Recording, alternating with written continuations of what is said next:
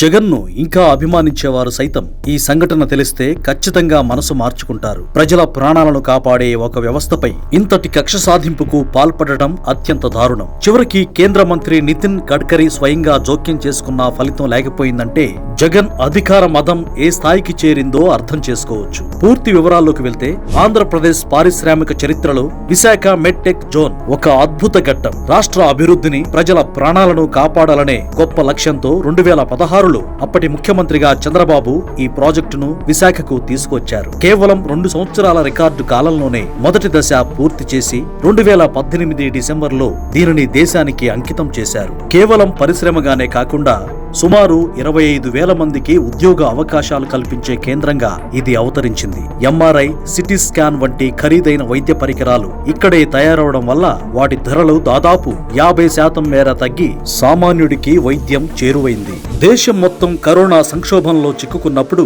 ఈ medtech zone ఒక సంజీవనిలా పనిచేసింది. విదేశాల నుంచి దిగుమతులు నిలిచిపోయిన తరుణంలో ఇక్కడ తయారైన లక్షలాది వెంటిలేటర్లు, ఆక్సిజన్ కాన్సంట్రేటర్లు, RT-PCR కిట్లు కోట్లాది మంది భారతీయుల ప్రాణాలను కాపాడాయి. మారుమూల ప్రాంతాలకు మొబైల్ టెస్టింగ్ ల్యాబ్లను పంపి కోవిడ్ నియంత్రణలో ఆంధ్రప్రదేశ్ కీలక పాత్ర పోషించేలా చేసింది. ఇంతటి గొప్ప చరిత్ర కలిగిన సంస్థకు జగన్ అధికారంలోకి వచ్చిన తర్వాత తీవ్ర ఆటంకాలు ఎదురయ్యాయి. జగన్ అధికారాన్ని తీసుకుని మెడ్టెక్ జోన్ చంద్రబాబు తెచ్చాడనో లేక ప్రజల ఆరోగ్యంపై నిర్లక్ష్యమో తెలియదు కానీ ఆ సంస్థను చాలా ఇబ్బందులు పెట్టారు. సంస్థ CEO జితేంద్ర శర్మ రోడ్ల నిర్మాణం కోసం దరఖాస్తు చేసిన సంవత్సరాల తరబడి ఫైళ్లను పెండింగ్ లో పెట్టింది. చివరకు ఏషియన్ డెవలప్మెంట్ బ్యాంక్ నిధులతో మౌలిక సదుపాయాలు కల్పించుకునే అవకాశం ఉన్నప్పటికీ 2023లో చివరి నిమిషంలో జగన్ ప్రభుత్వం అనుమతులు నిరాకరించింది. కనీసం తారు రోడ్డు కూడా వేయలేని దుస్థితిని సృష్టించడంతో CEO కేంద్ర మంత్రి నితిన్ గడ్కరీని ఆశ్రయించాల్సి వచ్చింది.